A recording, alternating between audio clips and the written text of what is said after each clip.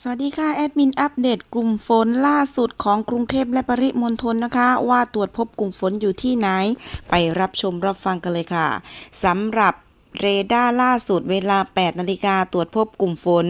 เล็กน้อยบริเวณจังหวัดสมุทรสาครสมุทรปราการกรุงเทพมหานครเขตคันนายาวบึงกลุ่มบางกะปิลาดพร้าววังทองหลาง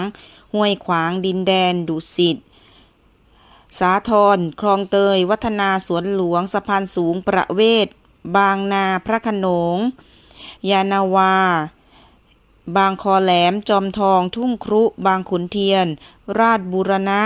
กลุ่มฝนเคลื่อนตัวไปทางทิศตะวันตกเฉียงเหนือฝนเริ่มอ่อนกำลังลงแต่ยังคงปกคลุมบริเวณจังหวัดสมุทรปราการสมุทรสาครกรุงเทพมหานครเขตบางขุนเทียนทุ่งครุราชบูรณะยานาวาบางคอแหลมสาทรบางนาพระโขนงประเวศสวนหลวงวัฒนาคลองเตยปทุมวันบางรักคลองสารธนบุรีจอมทองหลังจากนั้นเวลา 8:30 นาทีถึง 9 นาฬิกาคาดว่าจะพบกลุ่มฝนเล็กน้อยบริเวณจังหวัดสมุทรปราการสมุทรสาครกรุงเทพมหานครเขตบางขุนเทียนทุ่งครุยานาวาจอมทองบางบอนบางนาพระโขนงวัฒนาค่ะ